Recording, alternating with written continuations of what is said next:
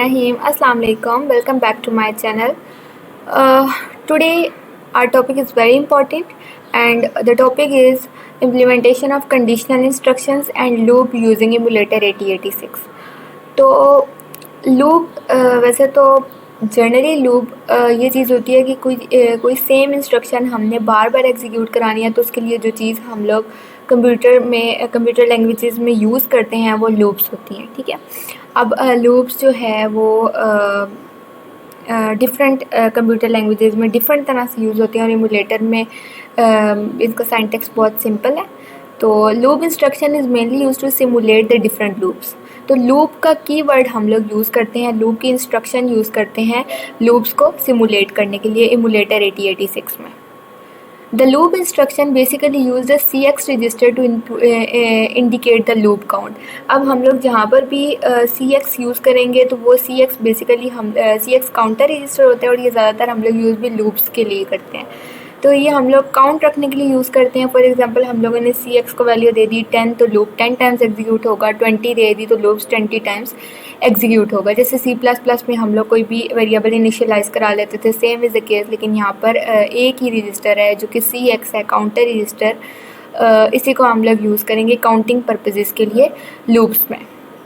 The syntax of the loop instruction is loop label. सबसे पहले हम लोग लूप का कीवर्ड यूज़ करते हैं और आगे लेबल यूज़ करते हैं। ये लेबल कोई भी वर्ड हो सकता है जिस नाम पे हम लोग लूप का जो भी नाम रखना चाहें। ठीक है, the loop instruction decrement CX without changing any flags. ये मैं आपको बता चुकी हूँ कि जैसे जैसे लूप इंक्रीमेंट एग्जीक्यूट होता जाएगा, फॉर एग्जांपल फर्स्ट टाइम हुआ तो CX की एक वन टाइम वैल्यू डिक्रीमेंट होगी, सेकंड टाइम हुआ सेकंड टाइम डिक्रीमेंट होगी, और इस तरह जब CX 0 पे पहुँचेगा तो दोबारा से लूप फिर एग्जीक्यूट नहीं होगा। If CX is not 0 after the decrement, control is transferred to the destination label। अब जब तक CX की वैल्यू CX रजिस्टर में 0 नहीं आ जाता तब तक लूप एग्जीक्यूट होता रहेगा। फॉर एग्जांपल हम लोगों ने इसमें 20 वैल्यू डाल दी है तो वो 20 टाइम लूप एग्जीक्यूट होगा। तो CX का काम जो है वो बहुत इंपॉर्टेंट है। इसमें CX को समझना बहुत इंपॉर्टेंट है कि CX जब तक 0 नहीं होगा तब तक कंट्रोल जो है वो डेस्टिनेशन लेबल के पास हम लोग भेजते रहेंगे। जब CX की वैल्यू पे CX में 0 आ गया, इसके बाद हम लोग कंट्रोल डेस्टिनेशन लेबल के पास नहीं भेजेंगे। अब एक एग्जांपल देख लेते हैं। Let's say we are creating array num1 with 5 elements। We are accessing each of the element using its address and moving it to the register AL। We are getting the address of the array using least effective address command। तो ये जो least effective address है, simply हम लोग इसका address निकालने के लिए यूज़ करते हैं इस इंस्ट्रक्शन को, लीस्ट इफेक्टिव एड्रेस कैलकुलेट करने के लिए किसी भी रजिस्टर का, एरे का, जो भी है। तो ये प्रोग्राम हम लोग देख लेते हैं। सबसे पहले org100 है, लीस्ट इफेक्टिव एड्रेस BX और ये एरे num1। अब आप लोग देखें कि सबसे आखिर में हम लोगों ने जो है एरे को इनिशियलाइज़ करा दिया खुद। num1 ये एरे का सिंटैक्स है, num1 डाटा बाइट 1 2 3 4 5, इसमें हम लोगों ने 5 एलिमेंट्स डाल दिए हैं। ठीक है, फिर इसके बाद लीस्ट इफेक्टिव एड्रेस यूज़ करके हम लोगों ने इस सारी एरे का बारी बारी से क्या कहते हैं कि एड्रेस कैलकुलेट हो जाएगा। Move CX 5।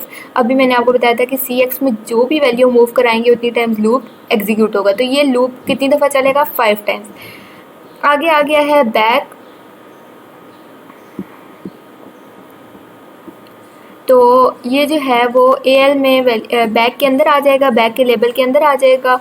और मूव AL में हम लोगों ने ये BX का जो भी इस मेमोरी में वैल्यू पड़ी हुई है फर्स्ट एरे में, वो हम लोगों ने AL में मूव करा दिया। इसके बाद हम लोगों ने BX को इंक्रीमेंट कर दिया। और ये देखें, ये लूप को हम लोगों ने दोबारा कॉल कर लिया, लूप बैक। ये हम लोगों ने लूप का कीवर्ड यूज़ किया और साथ हम लोगों ने बैक मतलब इस लेबल के पास वापस चला जाएगा। तो क्या होगा, ये 5 टाइम्स एग्जीक्यूट होगा। ये फिर लूप बैक के पास वापस जाएगा, फिर बैक के पास वापस जाएगा, फिर बैक के पास वापस जाएगा, जब तक कि CX की वैल्यू 0 नहीं हो जाती। तो लूप CX की वैल्यू हर टाइम डिक्रीमेंट होगी और जब तक ये CX की वैल्यू 0 नहीं हो जाती, कंट्रोल वापस लेबल के पास, बैक के पास जाता रहेगा और दोबारा से ये AL में वैल्यू BX की, बेसिकली एरे की वैल्यू मूव कराता रहेगा। इस एग्जांपल बहुत सिंपल सी एग्जांपल है, लेकिन इसमें लूप की सारी वर्किंग समझ आ रही है। तो उसको हम लोग एमुलेटर में रन करके चेक भी कर लेते हैं कि किस तरह से एमुलेटर में काम करेंगे लूप्स।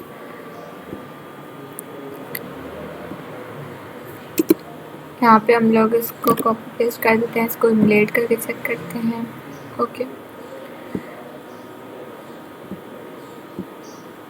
ये देखें अब आप लोग AL में जो वैल्यू 1 है वो मूव हो गया। नेक्स्ट आइट्रेशन के बाद जो है ये 2 वैल्यू मूव हो गया, मतलब दोबारा बैक के पास कंट्रोल वापस आया और इसके बाद ये BX में इंक्रीमेंट हो गया, तो इसलिए इस दफ़ा AL के पास 2 वैल्यू मूव हो गया।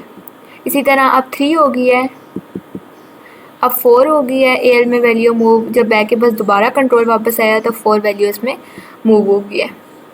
अब देखें आप लोग 5 होगी। अब क्या होगा, CX की वैल्यू 0 हो जाएगी इस आइट्रेशन के बाद और यहाँ पे प्रोग्राम एंड हो जाएगा। मतलब ये 5 टाइम्स जो है प्रोग्राम रन हुआ है और एंड आइट्रेशन में जो AL के पास वैल्यू आई है वो 5 आप लोग देख सकते हैं। यहाँ पे एरे में लास्ट वैल्यू क्या थी, 5। That's how the loop works, it's all about loops and that's it.